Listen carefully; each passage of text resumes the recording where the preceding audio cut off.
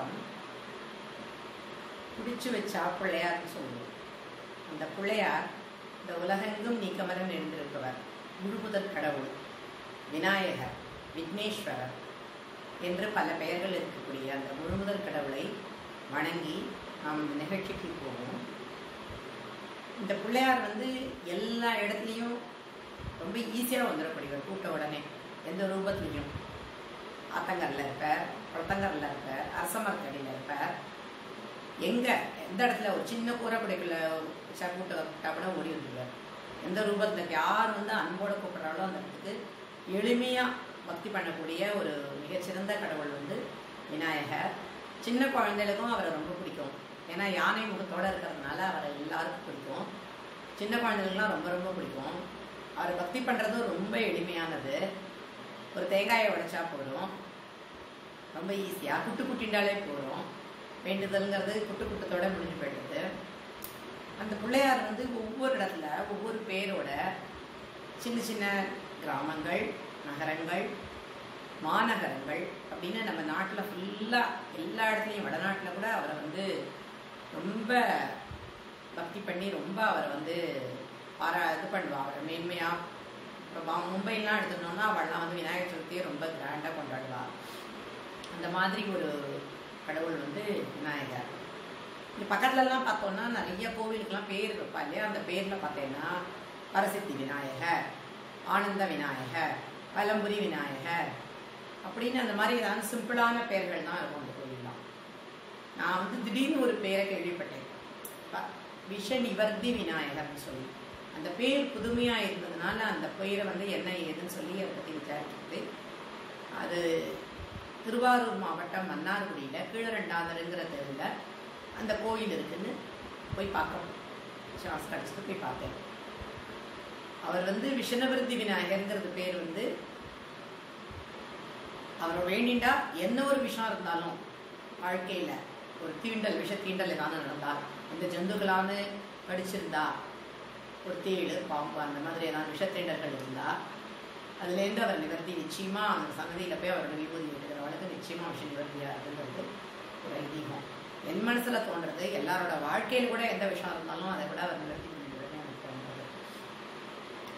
இதுக்கு ஏதோ ஒரு காரணம் இருக்கணும் விஷ நிவர்த்தி விநாயகருங்கிற பேருக்கு. அது யாருக்கும் சொல்ல தெரியல. ரொம்ப வருஷத்துக்கு முன்னாடி யாரும் அந்த பேர் வச்சிருக்கான்னு சொல்கிறா. நான் அதை போய் கேட்டுக்கேன். அதை பற்றின விஷயங்கள்லாம் நான் கிளிப்பிங்ஸ் காமிக்கிறேன். அந்த கோவில் முதல்ல ஒரு பஜனை மண்டபமாக இருந்ததாம். அதுக்கப்புறம் முறையான கோவிலாக கோபுரம்லாம் கட்டி கும்பாபிஷேகம் பண்ணி ஒரு 20-25 வருஷம் தான் ஆகிருக்குன்னு சொல்கிறா. ரொம்ப நல்லா இருக்கு கோவில், அமைப்பாக இருக்குது. அவருக்கு பக்கத்தில் ஒரு நாகர், அது பூமியை தோன்ற போது ஒரு நாகர் கிடச்சி தான் அதையும் பிரதிஷ்டை பண்ணியிருக்கா.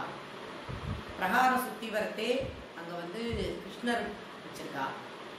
அந்த கிருஷ்ணர் படமாக தான் வச்சுருக்கா, தஞ்சாவூர் படத்தில் தான் வச்சுருக்கா.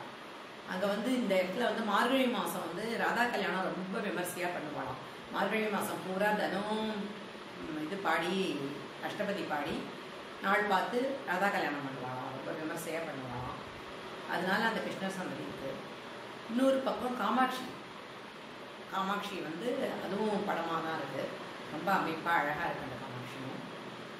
ஸோ இந்த கோவிலில் அமாவாசைகள் டைமில் அங்கே இருக்கிற பிராமணர்கள்லாம் தர்ப்பணம் பண்ணுறதுக்கு வந்துக்கிறார்.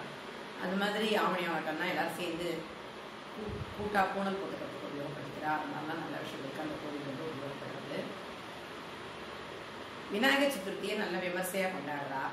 உற்சவ விக்கிரகத்துக்கு ரொம்ப நாள் அலங்காரம் பண்ணி 4 வீதிலையும் புறப்பாடு அடிச்சுட்டு போகிறா. இது பண்ணுறா, சந்தனக்காப்பு ரொம்ப ரொம்ப அழகாக பண்ணுறா.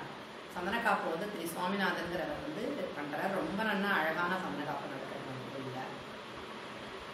இது தவிர பார்த்தா இப்போ அங்கே இருக்கிற அந்த பகுதியில் இருக்கிற பெண்கள்லாம் சேர்ந்து செவ்வாய் வெள்ளியில் சாயந்தரத்தில் ஒரு 1 hour டைம் ஸ்பெண்ட் பண்ணி லலிதா சஹஸ்ரநாமம் பாராயணம் பண்ணுறா. சனிக்கிழமையிலையும் ஏகாதசிலையும் விஷ்ணு சஹஸ்ரநாமம் பாராயணம் பண்ணுறா. ஸோ லோகக்ஷேமத்துக்காக அவள்லாம் நாங்கள் எங்களால் முடிஞ்சதை இதை பண்ணுறோம், கூட்டு பிரார்த்தனை பண்ணுறோம்னு சொல்லி அவளும். ஸோ இப்படியான பல விஷயங்கள், நல்ல விஷயங்கள் இருக்குது இந்த கோவிலில். ஸோ இந்த கோவிலை பற்றி நம்ம இப்போ கிளிப்பிங்ஸ்லாம் பார்க்கலாம் வாங்க. தேங்க்யூ. மாமா, சாதாரணமாக கோவில்களில் சித்தி விநாயகர், ஆனந்த விநாயகர் அப்படிலாம் தான் பேர் வைப்பா, சிம்பிளா புத்தி விநாயகர்னு. இந்த கோவிலில் ஸ்பெஷலாக ஒரு வித்தியாசமாக பேர் இருக்கு, விஷநிவர்த்தி விநாயகர்னு. கிடையாது விஷயர விக்னேஸ்வரர். இது எப்படி வந்ததுன்னு சொல்ல முடியுமா? அதான் விஷயர விக்னேஸ்வரருங்கிறது வந்து அந்த காலத்துலேருந்து வச்சுட்டா அந்த மாதிரி பேரை முதல்ல யந்திர ஸ்தாபனம் பண்ணி 57 60 வைதிக பிரதிஷ்டை தான் அப்போவும் அவள் பிரதிஷ்டை பண்ணாத. அதுக்கப்புறம் தான் வந்து இந்த 92 அந்த அஸ்திவாரம் பறிக்கிற போய் தான் இந்த நாகர் கிடைச்சது கீழே. திருப்பி 92 கும்பாவில் ஏற்றும் போது நாகரை தனியாக பிரதிஷ்டை பண்ணி பூஜையெல்லாம் பண்ணி 2 காலம் வச்சு யாகசாலையில் வச்சு பூஜை பண்ணி அப்புறம் அதை பிரதிஷ்டை பண்ணினோம். அதை மாதிரி இந்த எதுக்காக சொன்ன வந்தேன்னாக்கா, ராமூர்த்தி தீட்சிதருங்கிறவர் வந்து சோமயாகம் பண்ணார். சோமயாகம் பண்ண எனக்கு நிதர்சனமாக கண்ணால் பார்த்தது தானே. அப்போ அந்த சோமயாகம் பண்ணுற போது இந்த வைதிகர் ஒருத்தருக்கு நல்ல பாம்பு கடித்து விஷம் தீண்டி நுறைய தள்ள ஆரம்பிச்சிருக்கு. அவரை கொண்டு இந்த வாச குரட்டில் கொண்டு போட்டிருந்தா. போட்டுவிட்டு உள்ளேருந்து கற்பூரம் பண்ணி பிள்ளையாருக்கு வீவுதி எடுத்தனை வந்து இட்ட உடனே ஒரு 2-3 நிமிஷத்துக்கு எல்லாம் எழுந்து உட்காந்துட்டார். அப்பாடி! ஓ, ஆச்சரியமான சமாச்சாரம். ரொம்ப ஆச்சரியமா இருக்கு கேட்கறதுக்கு. அதே மாதிரி இந்த விஷயங்களை நிவர்த்தி பண்ணுறதுக்கு விஷ்ணுவோட அப்பா வரத சுப்பிரமணியருக்கு அந்த உபதேசங்கள்லாம் நிறையா இருந்தது. அவரும் விஷயங்களெல்லாம் நிவர்த்தி பண்ணுவார். எல்லா விஷயத்தையும் பாம்பு கடிச்சா கூட நிவர்த்தி பண்ணுவார். அவர் கட்டிலில் தூக்கி போட்டுன்னு ஓடி வருவானுங்க. ராத்திரிக்கு வாசலில் கொண்டு படுக்க வச்சுட்டு வாயில் அரப்புக்குள்ள வாயில் போடுறாங்க. எல்லோரும் போய் வேடிக்கை பார்ப்போம். அரப்புக்குள்ள போட்டால் திணிக்கும், விஷம் தேங்கிடுச்சுனாக்கா உடனே என்ன பண்ணுவார், இந்த 2 பேரை காவேரி அப்போல்லாம் பாம்பனை ஆற்றுல தண்ணி நிறையா ஓடும். குளிச்சு விட்டு கரையேறணும், மறுபடியும் குடிக்கணும், கரையேறணும். ஒரு ஜபம் முடிகிற வரைக்கும்.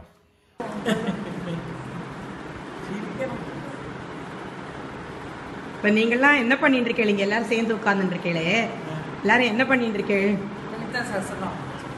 ஓ, லலிதா சாஸ்திரம் வேளா. இது என்ன டெய்லி ஒரு வேளா எப்படி?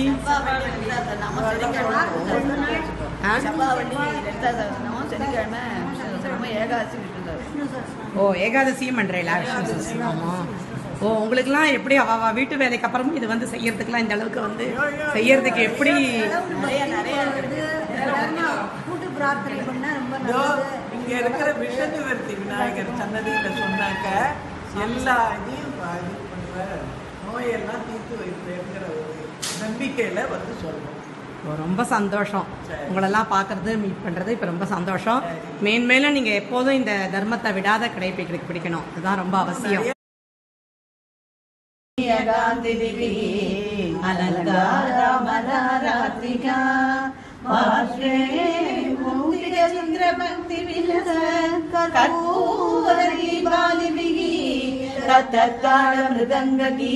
சகிதம் நிருத்யத்பதாம்போருகம் மந்திராராதன பூர்வகம் சுலிகிதம் நீராஜனம் கிரியதா.